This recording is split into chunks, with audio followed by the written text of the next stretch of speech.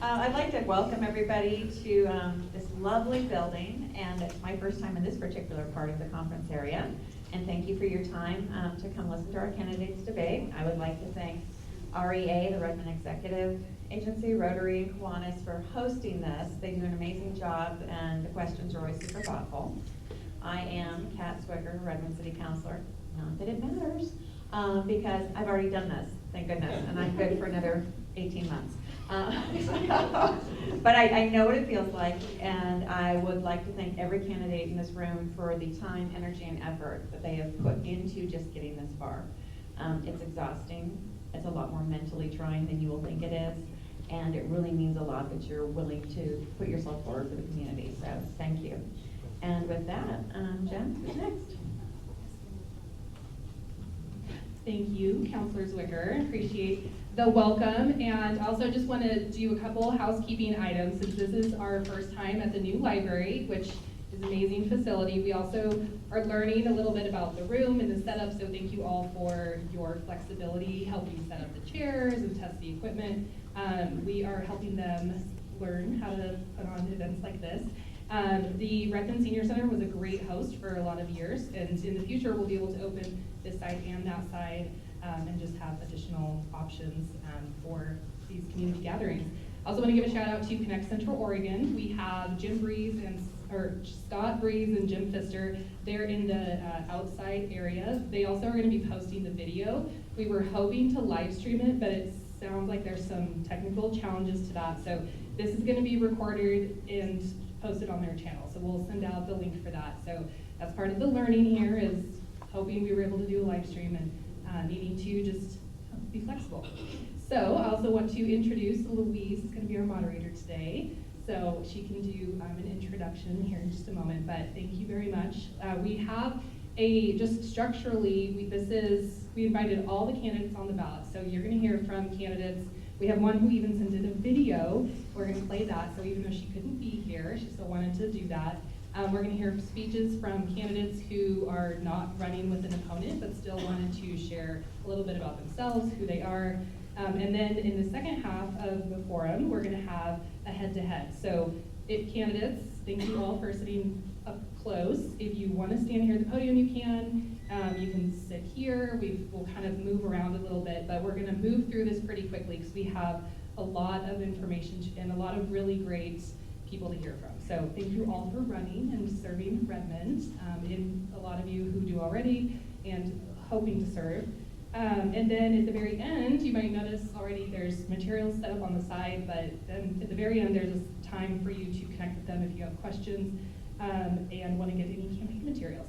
So with that, I'm going to go back over here and play the video from Erin Trimble. She is serving on the library board. She's actually at a library conference right now, which is why she's not here today. She's going to kick off with a video, and hopefully it works recorded. And if not, then we'll just move into the speeches. So hold on just a moment. Good afternoon. I'm Erin Trimble, the Deschutes Public Library Board member representing Redmond. I'm running for re-election after being appointed to the library board last year. I want to welcome you all to this incredible new library building today for the Redmond Community Election Forum to hear from Redmond candidates for the May 2025 Special Districts election.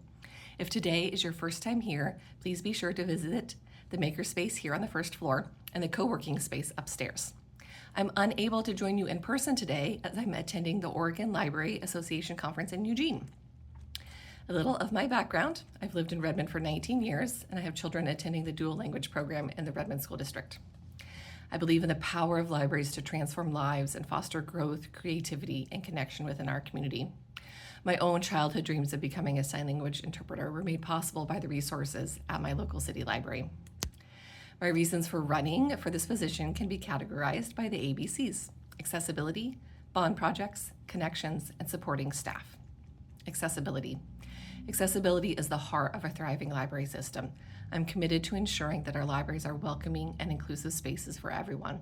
From physical accessibility to diverse resources and programs, I will advocate for unrestricted access to information and services. Bond projects. The successful opening of the new Redmond Library, finished on time and on budget, demonstrates our commitment to fiscal responsibility and community trust. The remaining 2020 bond projects are vital to expanding and improving our library facilities, and I'm dedicated to delivering results that enhance our community's access to resources, programs, and spaces that inspire lifelong learning and connection. Connections. Libraries are more than buildings, they're hubs of connections. By fostering collaboration, we can build a library system that not only serves but unites our community. From lifelong learning opportunities to neutral spaces where everyone feels welcome, I am dedicated to ensuring our libraries remain vibrant centers of connection, creativity, and growth for all. Supporting staff and services. Our library staff and services are the backbone of our system. From expanding educational programs to offering services that meet the evolving needs of our residents, I will advocate for investments in staff and services that uphold the excellence of our libraries. Together, we can create a library system that empowers, inspires, and serves every member of our community. I want to take a moment to teach you all a little bit of sign language. Are you ready? I love libraries. I respectfully ask for your vote for the Deschutes Public Library Board Zone 1 Redmond position. And thank you all to the Kiwanis Club, Rotary Club of Redmond, and the Redmond Executive Assn for their collaboration on today's event. Thank you. Good afternoon. Thanks for coming out this afternoon. This is not what you would call a major election, but it's an important one. So thank you very much. And we're going to start out with each of our school board candidates. And after they speak, they will each take one question from the audience. Okay? So first up is Michael Summers. Come on up.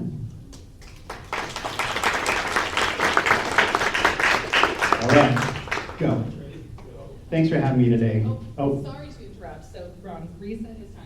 So the video, Connect Central Oregon, they are recording this. So if you would stand by the podium or in the middle, you can walk around. But that way you'll be on video. Ooh, okay. All right. Well, I'll stand at the podium then. Feels more legitimate that way anyway.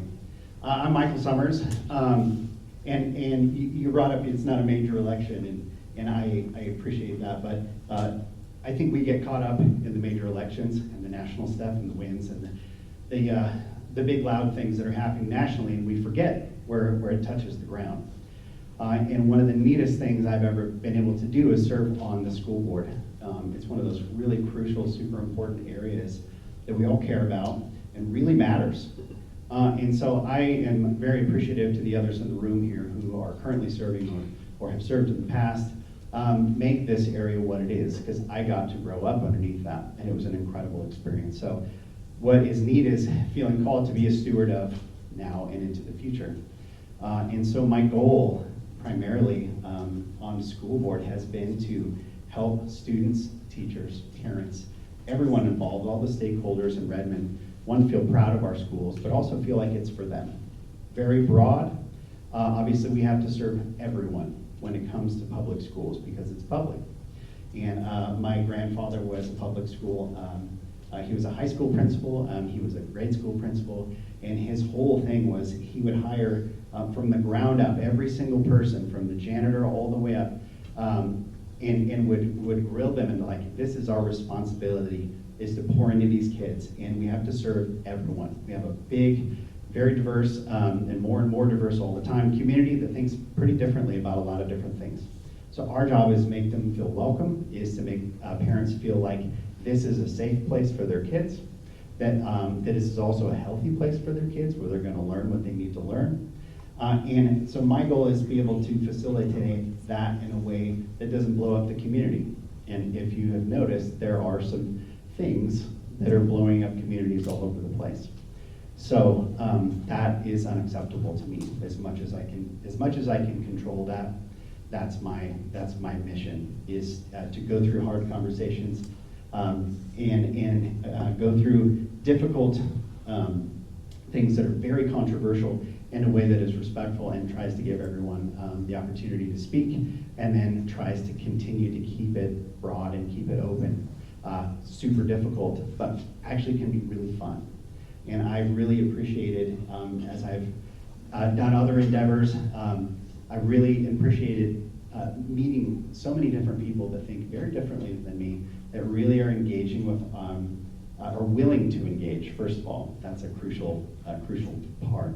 And be willing to actually have dialogue. So, like I said, schools are super crucial. They're in the news a lot. I try to not be in the news, at least for the wrong reasons, you know, or the divisive ones. And not that we don't engage in hard conversations. We do. It's super important. But I am very proud of what we've been able to do in Redmond. We've seen a lot of different schools really kind of blow up, and to me that is just a devastating scenario. So I am very, very happy to be running unopposed. Sorry, everyone else. That might be rude. But anyway, I appreciate you giving me an opportunity today. Thanks for letting me serve in this capacity for the last 4 years. It has been such a joy and such a crucial, important thing. I'm very proud of it, and I'm proud of our board. And so, even though I'm unopposed, don't you dare write in another name. I know you want to, and you think you're really funny, but please. So thanks for having me today. Do I have any questions? I have one question Okay. to take from the audience. Yes. Yes, ma'am. I'd like to know how you feel about banning books. So, speaking of controversial topics, so there are a lot of different, especially in the state of Oregon. So, one of the things that is important in this role is we all have our personal beliefs about these things, and then there's laws that dictate that. My job and my goal has been to give people options. So there are certain things that are in legislation that are very difficult for certain groups, and there's all the things are on the table right now. So my job is to try and give people a voice, and if they want their child to have access to certain things, they're the parent, that's their right. But I don't want other parents that are in there that very much, I don't want parents to feel trapped, and that there's a lot of fear of indoctrination. There's a lot of different things going around there. And so my job is to give people options, or at least advocate for that. I know as a parent, I definitely have thoughts on how I want my daughters raised. And so I appreciate options. And it's very, very difficult to navigate that, and you're gonna step on toes no matter what you do, but that's kind of where I'm at. And I got the stop sign. Thank you very much. Next up is you, Alan Unger. Come on up. Thank you. Oh, thank you. My name is Alan Unger.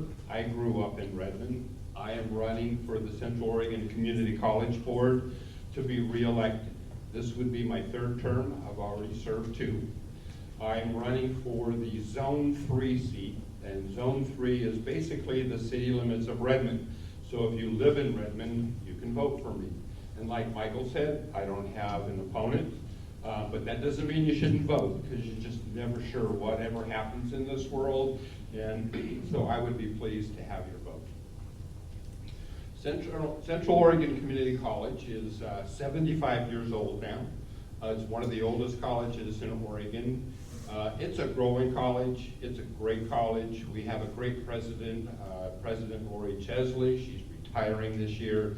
We went out for a search. We've got a great replacement for her, Greg Pereira. He grew up in Oregon City. We even have Diversity Month in February and bring people from outside this area to talk about issues and help people have conversations on them. Equity. We find that students who get a little behind in class have a tendency to drop their class. So if we help tutor them, we have study hall after class, we get them open to reach out to their professor, they're going to succeed, they're going to stay in class, and they're going to continue on with their education. In fact, we found that the more we pay attention to our students, the more successful that they are. COCC is growing in Redmond. We have a grant from the state for $4 million to expand the MATC number 3 building on our Redmond campus. and we're going to create more career technical education opportunities there with that. We're a little challenged because we're also growing a building in Madras to help with health careers in early childhood education. We had a $3 million grant from the state, from the federal government, that got taken away. Now we need to backfill and figure out how to pay for how to refund that we lost. We're in good budget shape compared to most of the 17 community colleges in Oregon. We'll figure it out. So the Redmond program isn't going to slow down much, but we still have to figure out how we move forward with that one as we continue to close the one in Madras. So thank you. I want to say it's great to be living in Redmond. I've always enjoyed it here. We are a nice, successful community. It's just great to be living in Central Oregon and live in Redmond. Thank you. You don't get off scot-free. How about one question from the audience? Oh, come on. Okay, you get off scot-free. How you doing? Such a deal. Next up is Dick Knorr, running for Redmond Fire. Come on up, Dick.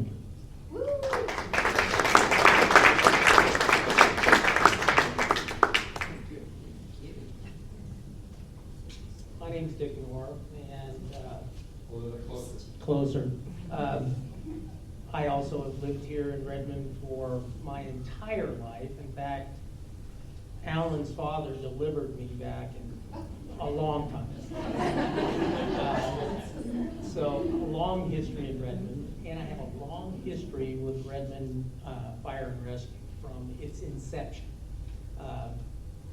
Redmond Fire and Rescue, for those of you that don't know, is not just the fire department of Redmond. It does a lot of things. Redmond Fire and Rescue provides the ambulance service, the transporting ambulance service for this community and the surrounding area. It also provides response to any of the wildland fires that happen around us. In addition to the structure fires and any hazardous materials emergencies that might happen. In addition to that, they provide services to the city for air crash, fire, and rescue. So a broad range of things. Pretty much, if you call 911 and they don't send a police officer, they're sending Redmond Fire and Rescue. So it's a big program facing a lot of issues that all other government districts are dealing with right now. So I'm hoping that with some of my history in the area and some of my education, I have a degree from Oregon State Business Administration, also a degree with fire science from COCC, and a degree in emergency medical services. You probably wonder why I have all these things. I worked at Redmond Fire and Rescue for 30 years, so I have a little experience there also. In addition, my father was a career staff and a volunteer. He started in the 60s, so I've been around it my entire life. Also, I worked my way up and got hired, was a volunteer and then got hired and went through the ranks up through division chief. So I did everything from put the water on the fire to put the ink on the paper and the administrative end of it. I've gone through and worked with these folks my entire life, and I'm hoping that I can provide them some skills and abilities that will help them deal with all the issues that are going to come up in the future. And once again, this makes it a little easier because I'm running unopposed. I think that's the best way to run.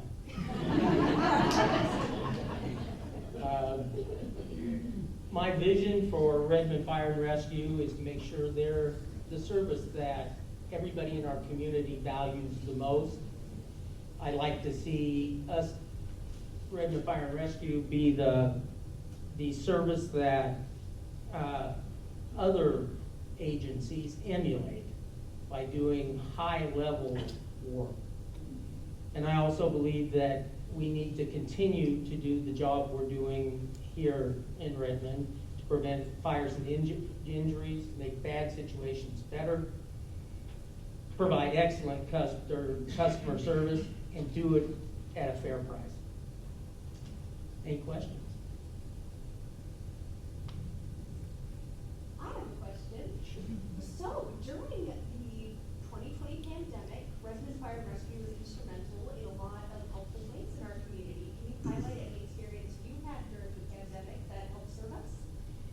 I had actually retired by then and was on a higher back, so they put me in charge of dealing with the COVID response, which was a huge deal at the time because we'd never dealt with it before.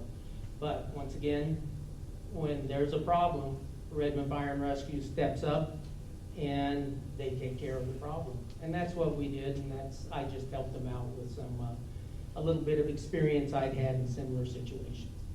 Thank you. Thank you. Thank you. Next up is Mercedes Cook Bostic, Redmond Park and Rec.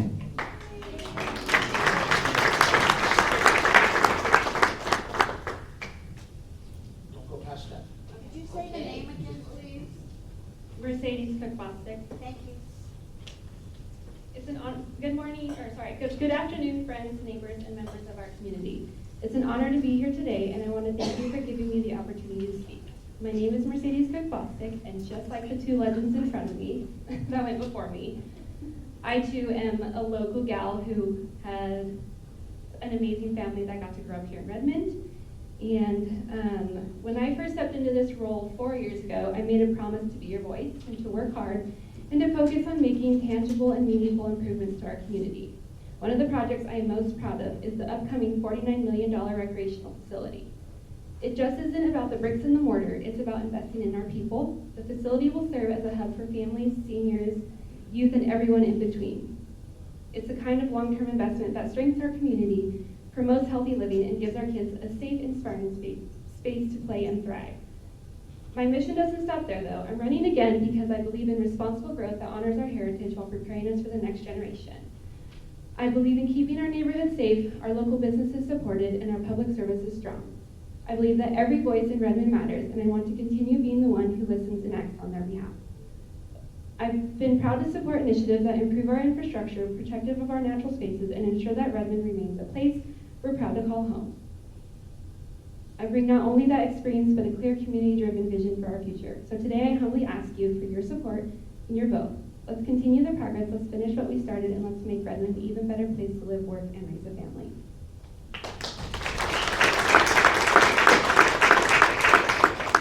Are there any questions? One.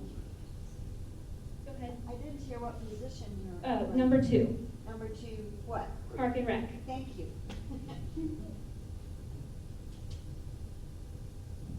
Thank you. Up next is another candidate for Redmond Park and Rec. I don't know the position, but Kevin Scoggin, come on up and tell us.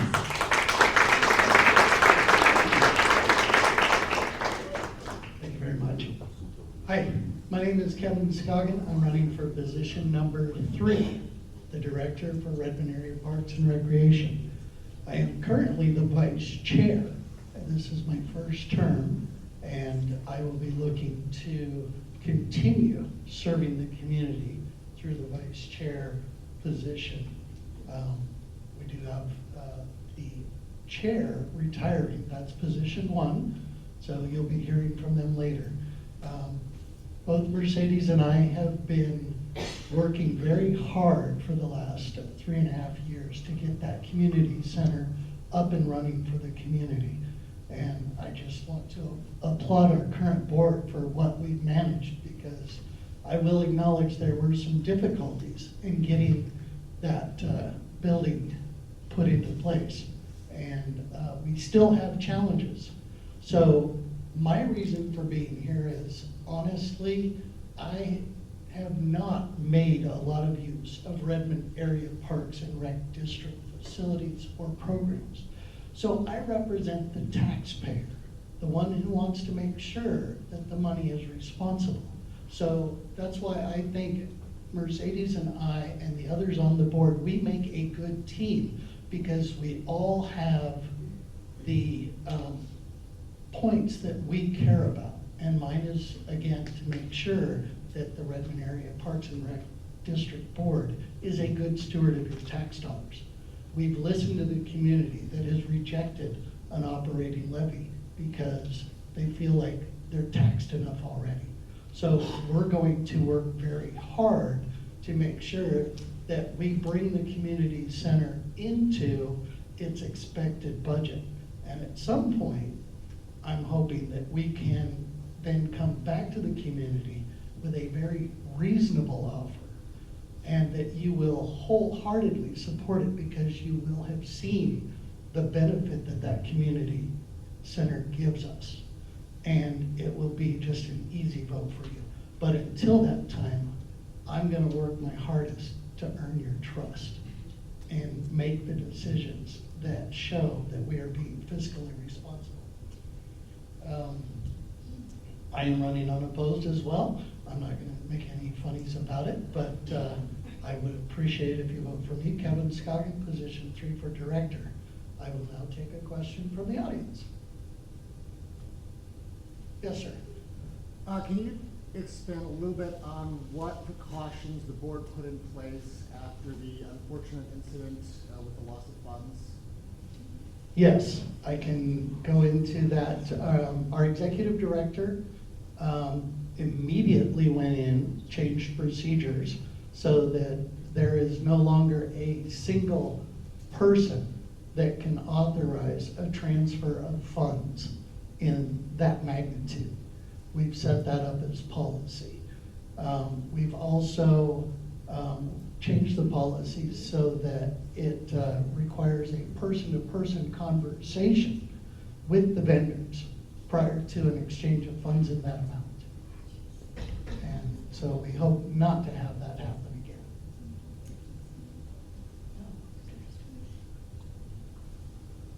Thank you so much.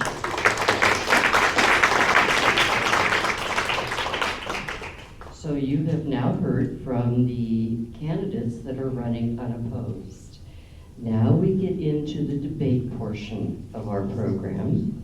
Each candidate gets a 2-minute opening statement and then 15 minutes of questions posed to each candidate side by side. A few questions moderated from me and a few fielded from the audience. It should be interesting. Each response up to 1-minute reply. Each candidate has a 2-minute closing statement. We'll start out with Eric Lee and Ashley Proctor running for Redmond School Board. Come on up.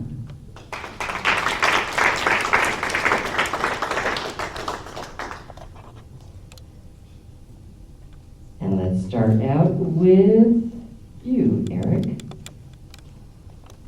Good afternoon, everybody. My name is Eric Lee. I am the position number 1 incumbent on the Redmond School Board. I am a simple man. Simple values, simple philosophies, simple solutions. Simple does not mean easy. That's why we haven't fixed our schools. We've got a lot of work to do. But I'm really guided by 3 letters. They might surprise you. They're R, O, and I. Return on investment.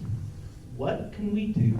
What variables can we manipulate that will return the best effect for each and every one of our students?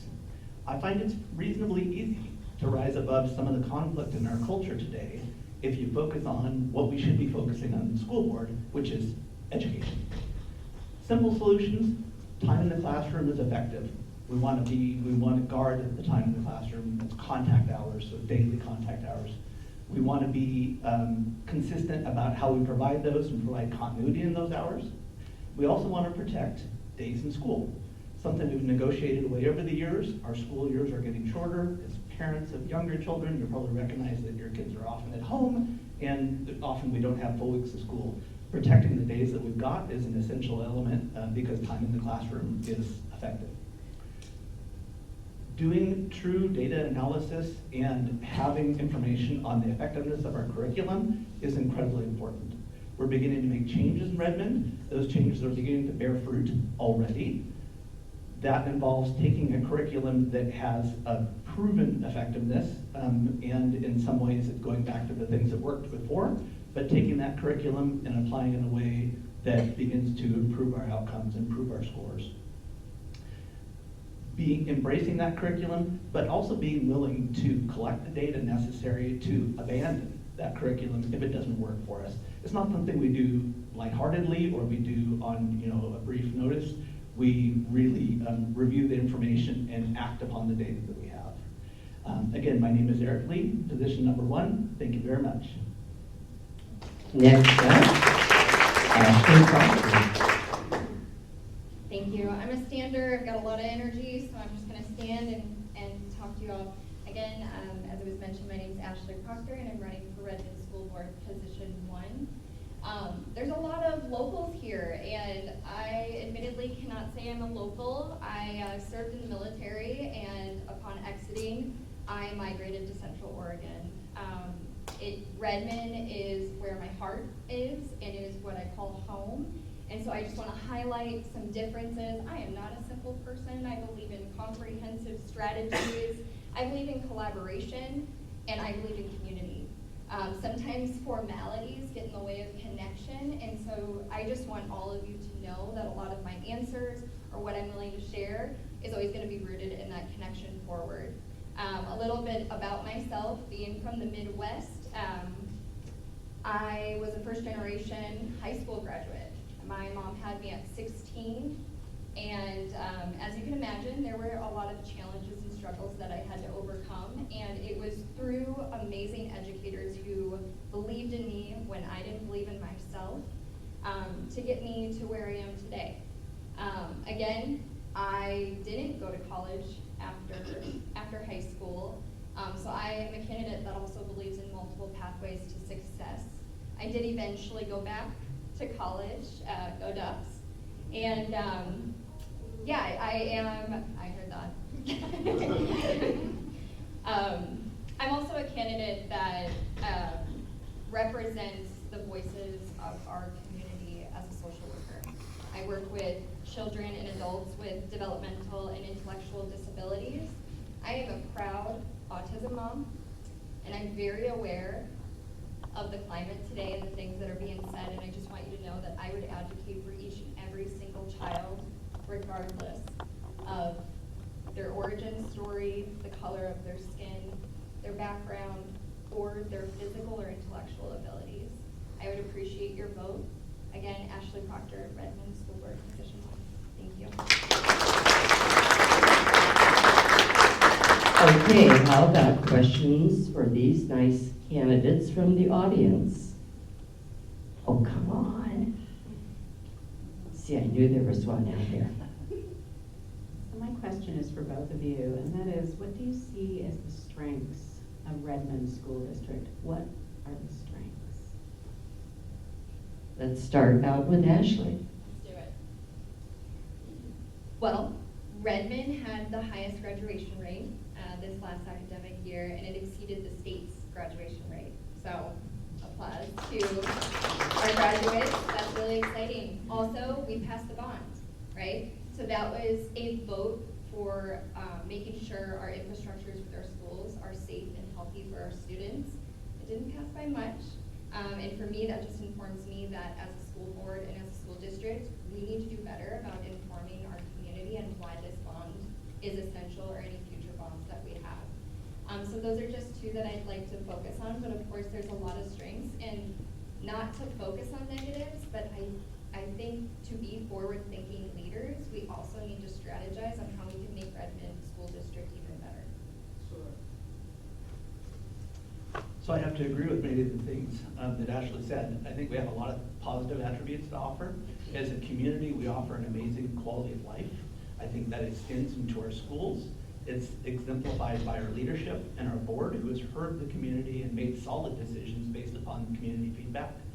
That bond that got passed was one of two that passed in the state during that election cycle. It's a hard thing to do today. And We were trying to make the hard decisions, and we went out to the community, and the community told us what they wanted, and we're delivering on that. And that kind of promise and that kind of transparency is what makes us a wonderful place to live and to serve and to teach. Finally, the last, the collective bargaining is upon us right now, but the last cycle of collective bargaining, we had a pretty good dollars in our coffers. And we recognized that the Redmond School District was not competitive with like-sized districts in the state, and we made an adjustment. It was a very significant adjustment, and none of us regret doing it, despite the fact it's created a little bit of financial pain.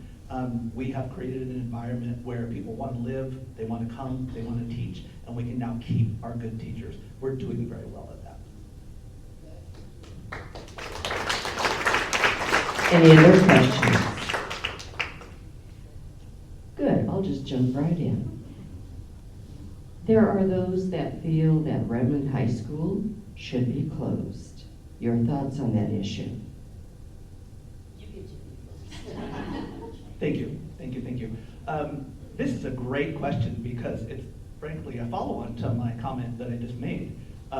When we did not take the bond lightly, the repairs that need to be done to Redmond High School are extensive and very expensive. I didn't grow up here. I have a real passion for my community and I love it, but I didn't grow up here. I didn't have kids that went to school here. And so I didn't have that connection to Redmond High. And I have to admit, don't hang me for this, I have to admit, I was one that proposed that we would close Redmond High because on paper it was the most fiscally sound decision that we could make. We went out and we did a roadshow, we listened to the community. It is not what the community wanted. They wanted to retain the two high school solution. I get it. It is a cultural thing. People have a love for the high school they graduated from, that the children go to. It is an important thing, particularly for a small community.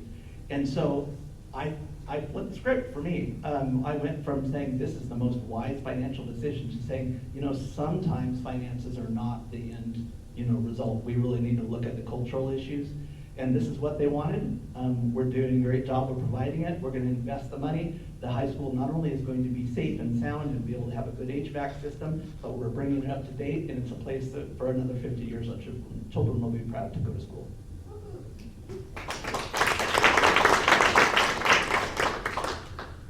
Yeah, I mean, in addition to that, Redmond's got a unique sense of pride, right? Like, it's that small town community with big city amenities. Like, we're kind of in between. And so our community spoke.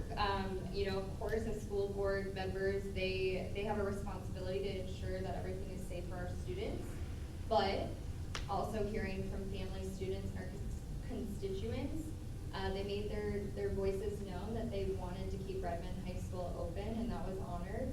And so I think the lesson here is that there is power in your voice and in your vote.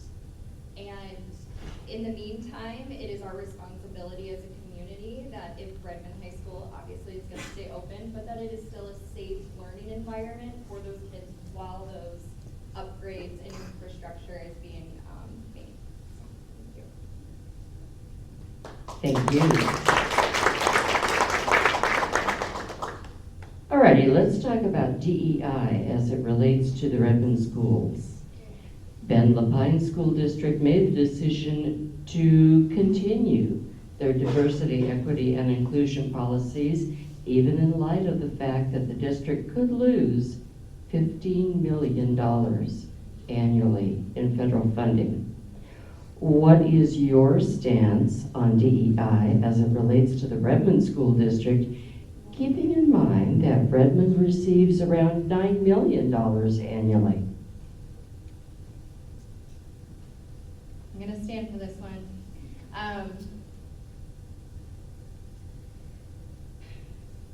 Words are important. Diversity, equity, and inclusion mean very important things. Take the words out of it.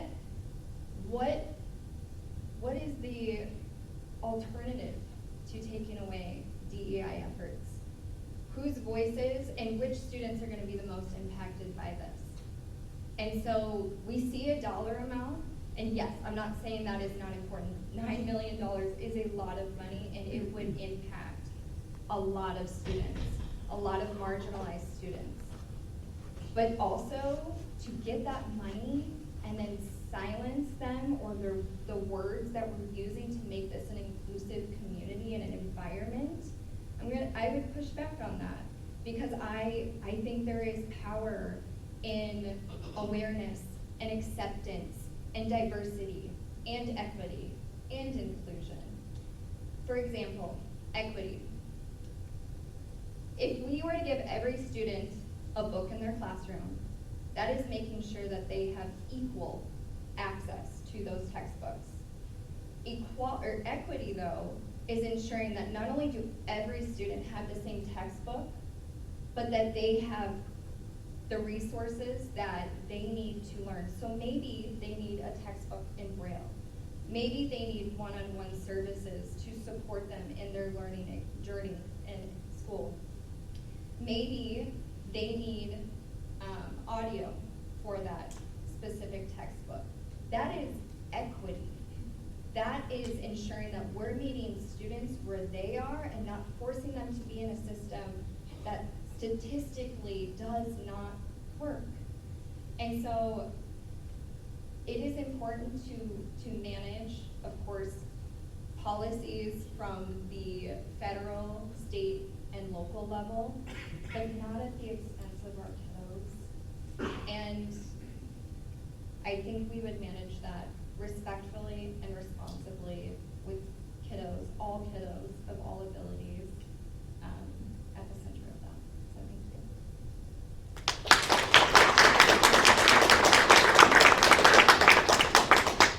you. Well, wow, who could have predicted this question? You know, DEI, I think there are alternatives. I would like to very briefly address, diversity and inclusion. I think that they are incredible attributes that do serve us well and enhance our community. Equity is a challenge, however. Equity is aspirational in its philosophy. And Ashley's philosophy is sound, but it's an aspirational philosophy and not the reality of application. So in application, it means somebody, because it's an outcome variable, somebody must decide what the optimal outcome is. And I'd rather not take that away from our children. Ashley said something earlier about multiple paths to success. Equity denies that. Equity suggests there's one solution that is the best and optimal outcome. I would prefer to provide our students with the tools that they need to make their own decisions. I'm going to provide an example of why I have a problem with equity. As an aspirational philosophy in elevating people, it's great. There is, however, an inevitable end when everybody doesn't arrive at the same destination. And that's equity insists that. We must arrive at the same destination. If the tools that we choose that are aspirational, that elevate people, are not successful, we must then inhibit others to ensure that we arrive at the same destination at the same time. This happened at Harvard recently, who lost a lawsuit over the admissions of Asian students. Asian students with a perfect SAT score were statistically much less likely to be admitted to Harvard University than were other preferred minority groups with half the score that they had. They punished that community in order to arrive at equity. I think there is a better solution, and there are alternatives, because that is the inevitable outcome finally of equity. When simply elevating some don't arrive at the destination you wish, you must actually restrict others. I would prefer not to do that. I would like to see our children equipped with the tools they need to choose their own path to success.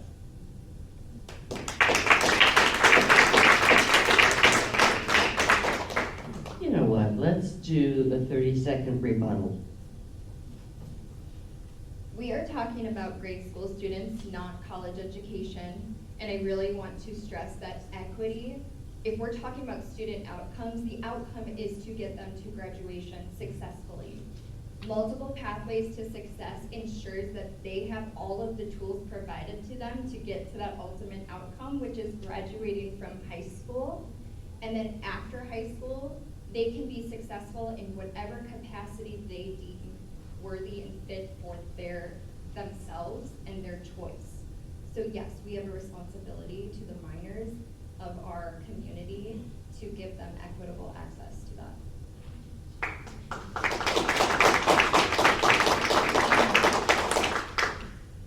talking about alternatives. My colleague said there really wasn't an alternative to achieve our goals. I think the alternative really is equality. And that is simply because we want to give everybody that opportunity to run the race. Everybody deserves a position at the starting line. What you choose to do to prepare for that race, how you choose to run it, how you choose to be coached, or the nutrition you choose should be up to you. And you will arrive at a different destination, but arguably it is your success. That is what equality looks like, giving everybody an opportunity to run the race. Equity is different. Thank you to both of our candidates. Appreciate your time this afternoon. And I think they are asking you to step outside and talk to reporters. Oh, sounds like fun, huh? Thank you very much. Up next, two more school board candidates. Joelle, is it Beget? Beget.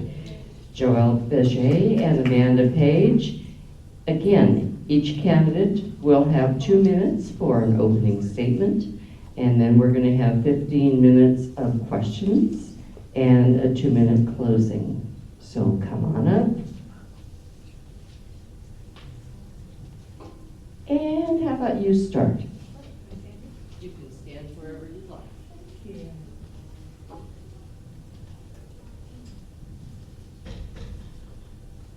I want to thank the community partners that have come together today, the Kiwanis, the REA, the Rotary Club of Redmond, Thank you to the members of the community who have taken the time of your busy afternoon to come listen and ask important questions. Appreciate that.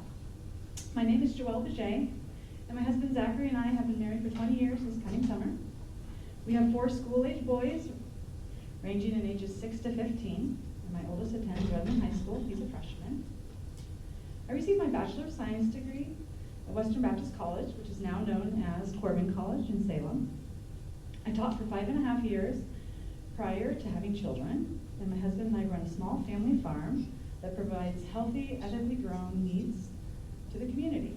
This includes pork, beef, lamb, and eggs, gold in today's standards. I'm the Children's Ministry Director at Crossing Church in downtown Redmond, where I oversee the children's department from birth through 5th grade. I'm running for a director position on the school board as I've wanted an opportunity to serve the community and give back in a way that aligns with my skill set and experience. I desire to create a bridge between the school district and parents that creates an environment of transparency and accountability and ushers in open community discussion. As a school board of 5 members, they can never see all the ins and outs of the community that the families, students, administration, and staff see from day in and day out. Working together as a community, this will allow the Redmond School District to move forward in offering the most exemplary education possible for every student in the district. Thank you for having me here today. Up next, Amanda Page. Sapkacha, Dishamusan, Galasassis, Amanda Page, Nua Alexikni, Komadakni. Hi, my name is Amanda Page. I'm an enrolled member of the Klamath tribes. I descend from the Alexikni, or Lake people, and the Modakni, or the people of the South. And I tell you that I introduce myself that way because it is a core part of who I am and how I view the world and why I'm here today. In my culture, we have a phrase that's called homaski. And what homaski means is to be an example to the people of your community, to serve others, to live a good life.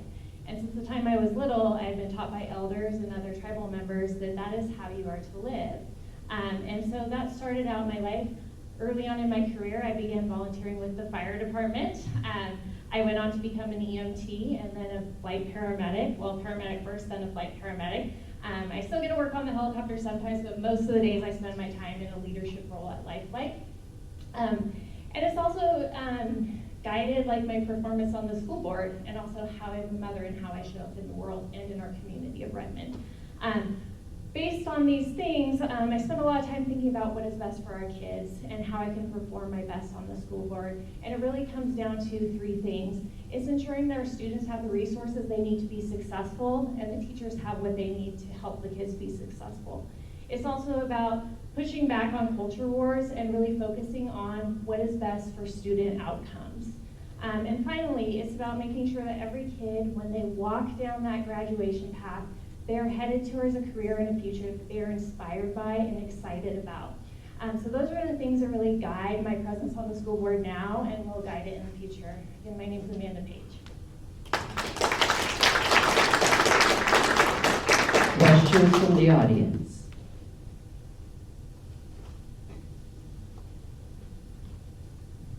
So one issue we have with people graduating from Redmond schools is being able to stay in Redmond. I mean, what can the school district do to ensure that there's a place in Redmond for our students when they graduate? Amanda, let's start with you. Yeah, I hear this, I feel this, right? It's hard to come out of school and be able to afford to live in Redmond. This is a very expensive place to live. So we need to be sure that our kids are equipped with job skills if they choose to enter the labor market right away, which Redmond School District is doing a fantastic job of. We have an incredible CTE program that prepares some kids to come straight out of high school into careers that are really exciting in the tech fields, but also getting them prepared for college so that they do go away to college if that's their path, that they're prepared and they're successful in college, but they also, throughout their high school career, have been tapped in with local businesses. Our school district has done a really great job of creating community with local business and creating partnerships. And so I think those are the things that draw kids back in. Also, we can't ignore the fact that we want to be a community where people want to raise kids, right? And so we have the strong schools that do that. So all of those things, I think, get people back to either stay in our community or once they go away and get their training to come back and be able to afford to live here.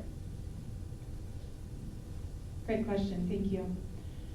So the beauty of Redmond is all the diversity. You have Ridgeview High School, which has a more traditional education. You have CTE program at Redmond High School. You have a wide scope.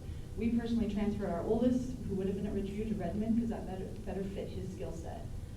When kids graduate, I think graduation is so important, but I think we're minimizing the reality that if they don't graduate and have life skills and they can make a difference, a piece of paper won't do it for them. So we have to make them equipped to go out. And so there's so many opportunities here. We have the community college, there are local schools close by, and over in the valley. So I think that the fact that kids are coming out of the schools and they have options and they have choices, they're going to be able to do what fits best for them. And I think that's awesome when you hear someone that's born here and they're raised here and they're coming through and they're raising their own kids. That's amazing. And there are options and opportunities to this amazing community. Thank you. More questions from the audience? Okay, it's my turn. Let's see, let's just continue along with that DEI question. What do you have to add to what the previous candidates said? Thank you. As a former teacher, as a teacher still with my own children to some degree, I am aware that we have always had things for every child. We've had IEPs on the books from the very beginning. So DEI has come in and said that unless we have DEI, we don't have an opportunity to meet the skills and the place where every student's at. And I don't think that's entirely true. We've always been meeting those needs. We've always been giving kids individual things, whatever they needed. So children need to be met exactly where they're at. If they have a language barrier, absolutely. If they have an issue where they don't have food, of course. There's things we have to do. But I think what's happening is it's somehow being elevated to a higher place than where it might need to be when we're already doing this as a district. We are doing everything we can to equip every student. That's what public education is. There's no one that's turned away.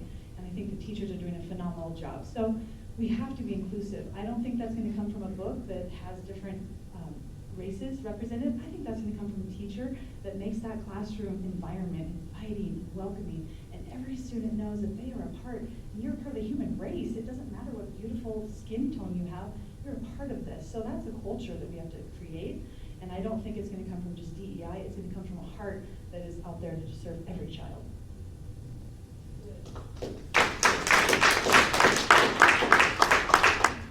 Yeah, and I push back on that, and I say, if that were true, that every kid has always had access to all of these things, why are there demographics of students who have not been able to perform at the same level as other people, but when they're given access to equitable resources that they need that are suited to their needs, they're able to be successful? That's what DEI is. This pushback on DEI is really just another version of culture wars.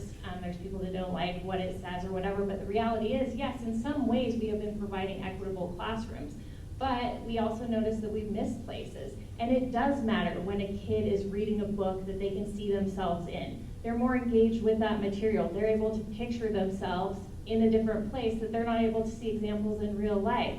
So those things matter. This is just another shot at culture wars, and it's taking away the focus of what's most important, which is our student outcomes. And some of the things in DEI, I dare say most of the things in DEI, actually are based in data and research and work towards those better student outcomes.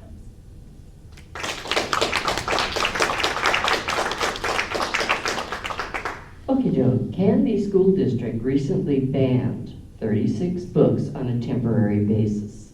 The Oregon Senate passed Senate Bill 1583 that would prohibit bans on books. However, the House ended their emergency session before voting on the bill. Your stance on book bans and why? I adamantly oppose book bans to any book that's deemed age appropriate for the students based on the American Library Association. They have standards that are very specific about what is appropriate for kids. That being said, I also believe that parents have the right to choose what their children consume. So if they're picking out material from the library that is extra, not based in the curriculum, they should have the opportunity to say, no, I don't want my kid to have access to this. What they don't have the right to do is restrict access to other parents' kids accessing those books.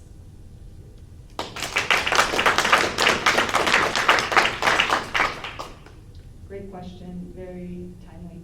Supreme Court right now has this going on. This conversation is going to be working through the courts for quite some time.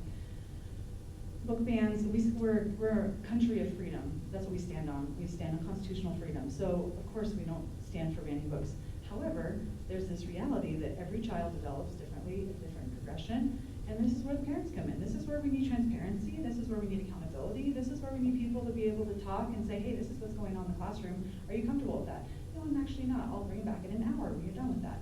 That is your choice as a parent. That's what I'm advocating for, that parents know what's going on in the classroom, and if there's a book on the shelf that is maybe not great for a 5 or 6 year old, then let's just make that a little bit harder to access without some sort of parent oversight.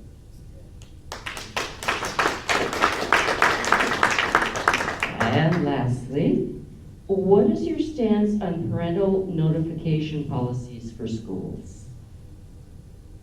You first this time. Thank you. You know, sometimes I think people look at parents as opposition to education, and I just don't think that's the case. Parents want the best for their student. They know exactly where they are at, and there's an age, it's usually like 15, when things change medically and things are adjusted. But until then, parents need to have their oversight and be able to give their, their opinion and their direction and guidance for their student.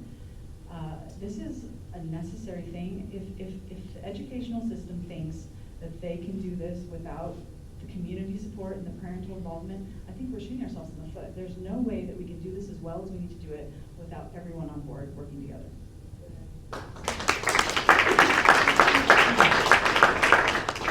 I'm a parent. I like to be informed about what's going on in my daughter's school, and I am. I go to school, I find out what she's learning, and I trust the educators who are professionals who have a master's degree and know what's appropriate for their kids. So I do think parents should have access to transparency. When people say transparency, I say, yeah, we should have that. When we provide transparency and curriculum open to parents, the truth is that very few people actually come look at that. Should we stop doing it? No, absolutely not. I think we still do these things, and we recognize that a vast majority of community members trust our educators to do what they do best, which is teach our kids. Thank you so much. Again, I invite you to step outside in the hallway and talk to some reporters. We're going to change it up now a little bit, and we are going to go with David Cosper and Katie, is it Jallow? Jallow, for Redmond Park and Rec. Come on up, same format. You'll have a 2-minute opening statement, up to 15 minutes of questions, and time for a closing statement. Let's let the gentleman go first this time.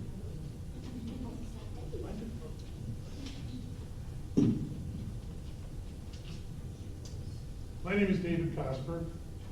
I am a candidate for the position one candidacy for the Park and Rec District. There are several reasons why I'm approaching this position. One, I feel like I have the abilities and the skills that are going to be necessary to help the board and the staff move forward with some of the issues that have been outlined earlier by Kevin and Mercedes. I also have a strong understanding of how public agencies work and how the financing and the organization of that public agency works. And I believe in the value of communications with the public through the boards and whatnot.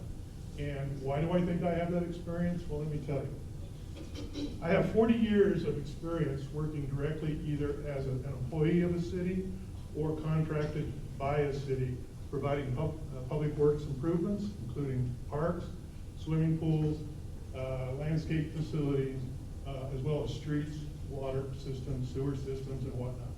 I was a public works director, city engineer for 3 different cities, and as you can probably tell, I'm a little nervous here because it's been a while since I did a presentation in front of a group. I did that for 15 years, and I said, you know what, I can do this out in the public private world a lot better than I can do it on the inside. So I started my engineering firm, and we provided the same services to districts and cities throughout Southern California. I designed many parks and rec facilities and whatnot, and kept on doing that for some time. And I also served as district director for a number of FAMD districts, fire access maintenance district, and landscape districts throughout Southern California. Since that, I moved up here in 2012, and I opened up a business in which now I design barns. And you say that's it's not a very important position, but there are a lot of people out there that want barns right now, and I had a feeling I get contact a lot of people that are out in the rural areas. So thank you very much. My name is David Cosper. Thank you so much. Hi, my name is Katie Jello, and I'm also running for position 1 for Redmond Area Parks and Rec District. My family has been in this area for over 100 years. It's just my favorite place. I grew up just always going outside to parks, going, hiking in the mountains. My dad took us to the desert, and we'd get stuck a lot. But with that just came a lot of just experience and a love for the outdoors. I'm also a parks facility user. I have an almost 2-year-old, and we took a water babies class last year. It was great, but it was really crowded, and I saw yep, we need a new facility really bad. It's like the waiting lists are so long, and I anticipate us spending a lot more times in parks and rec facilities because she loves swimming, she loves being outside. Yeah, so I think we're going to be heavy users. So for those reasons, I wanted to get involved. I wanted to get involved in some way for a long time. I just couldn't decide what was the right thing or what I cared about or what I thought I could do best at. And then this came along. And so I just have a lot of different creative ideas to bridge some of the funding gaps that the Parks and Rec District has. I know that the last levy for the operation budget did not pass, which is too bad. And it might have to, we might have to redo that in the future, but I have ideas to help, so we don't have to close the facility or drastically cut hours. And yeah, I really appreciate your vote. I'm really excited about this opportunity. Thank you. Thank you very much. Question from the audience. I have a question for Dave.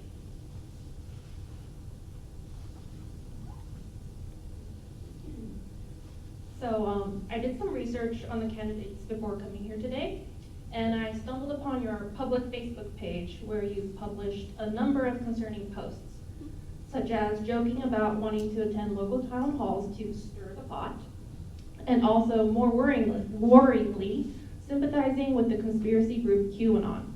For those who don't know, QAnon is known for their anti-Semitism, racism, and spreading blatant misinformation. How can you assure me and my family, who are minorities in this city, that we can trust you to make sound decisions for the public that benefits everyone when you seem to have beliefs that actively promote disunity and misinformation?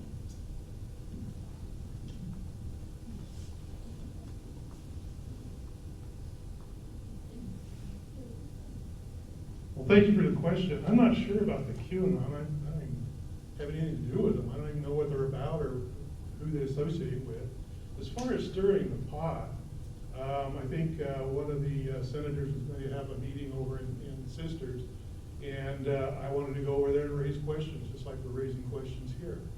I think that was what the context of that stirring the pot was all about. So, I didn't mean it in any negative tone or anything like that. As far as assuring that I meet all the needs and services of all people, I'm willing to listen to anybody. I'm willing to listen and make sure that information is passed on to the board. Does that mean you're going to get everything you want? No, probably not. We have a fundamental shortfall in our funding for our district programs. And there's going to be some tough decisions that are going to have to be made over the next 2 or 3 years. To say you want something and you want it as part of your everyday ability to go to the park, we can say that, but we have to find the money in order to make that work. What our job as the board and as the staff is to figure out what it is that is going to meet most of the needs of our community and to go after that. If it means that we're going to go after other programs within the Park and Rec District that require that they be resourced or shut down or fixed, then we're going to have to do that.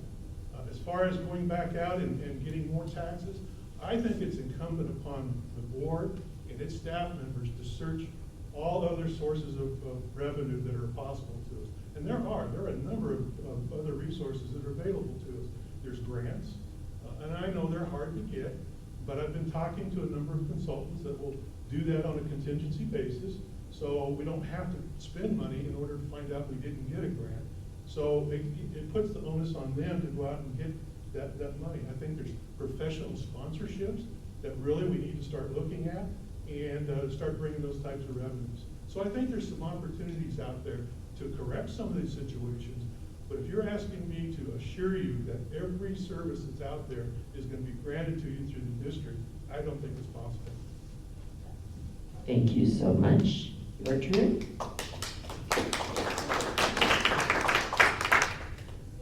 Do you have a response to that? I'm sorry. I don't have a specific response. I have seen the post in question and I'm a little confused as well, but that's okay. I just want everyone to know that I would work hard to make sure everything is accessible and safe and clean for everybody, and that's about it. Additional questions from the audience?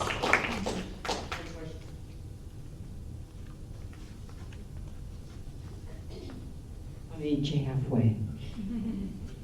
So this question is for Katie. As somebody that's new to Central Oregon, there's a lot of funding differences between where I came from in Washington and in Oregon. And so you just mentioned creative ways or creative ideas to bridge some of the funding gaps. Can you expand on that?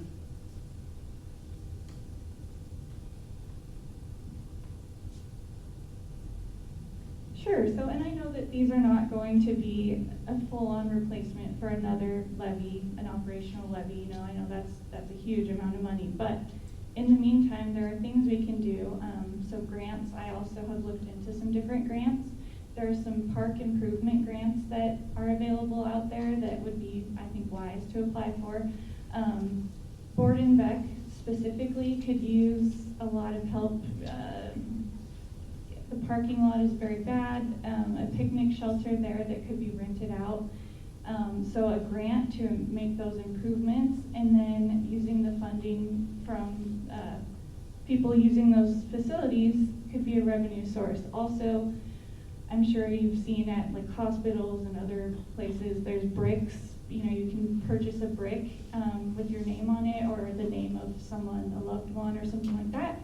And that is a great way that countless other organizations have raised money to do projects. And also with the classes, the sports teams and things, the enrollment it's getting more and more popular, and more people enrolling, more people registering to be on those teams means that more money, there are more people paying money to participate in that. Did I see another hand go up out there? Okay, then it's my turn to ask a question. Pardon me? Would you like to respond to that? Okay, 30 seconds each to respond to each other. There are a number of opportunities that we can use to go after funds. We talked about grants. Oregon Parks and Recreation have 4 or 5 different options that are available to us. There's land and water conservation grants. There's county and local government grants. There's recreational trails grants and the heritage grants. Recreational trails grants, I've used those in the past. We went after the Biz Johnson Trail in Susanville, and we were successful in getting that. There's the Travel Oregon grant, and then there's the Central Oregon travel grant. So there are a number of granting opportunities out there. The issue that we've had in the past is that we've had to use somebody, staff, to do that. And now with the contingency basis, I think that'd be a bigger opportunity for us. Do you wish to respond to that? I'm 30 seconds. Yeah, okay. I would just add that there is, grant writers those are costly people to have on payroll, but a volunteer grant writer doesn't cost anything. Someone that's on the board that might want to try applying for these grants, no one has to pay me to do that. I would just do that. So that would be a cost-saving measure right there. Alrighty, my boss here has told me to give each of you 2 minutes for a closing statement. I'll start with you. So I just want to thank everybody for coming out today. As has already been said, I know these elections are not very well known. I've talked to people that had no idea there was even an election coming up. So yeah, I appreciate everyone just participating. Vote for who you think is the best candidate for every position. I'm just really appreciative I get this opportunity. I've wanted to do something like this for so long. My husband will tell you that it's all I've talked about for a while. And I care about the parks and the new recreation center a lot. I am just, I don't know what else to say. Sorry, I'm excited about this. I want to work for the people. I feel like I have the ability to listen to different points of view. I want to represent everybody in the community and just make sure we have, what we need as a growing community going forward in the future. Thank you.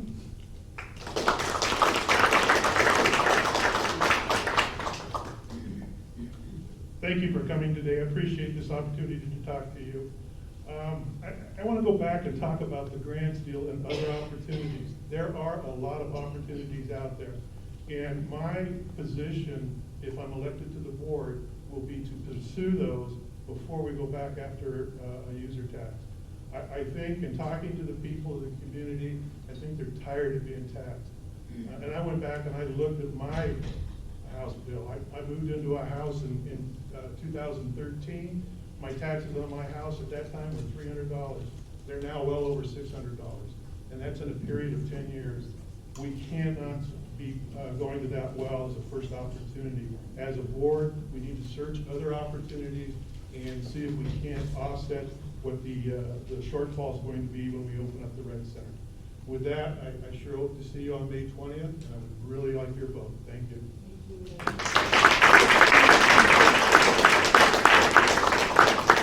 And speaking of May 20th, ballots drop on May 20th. So keep your eye on your mailbox. It's a Wednesday. Keep your eye on your mailbox and get those ballots in, please.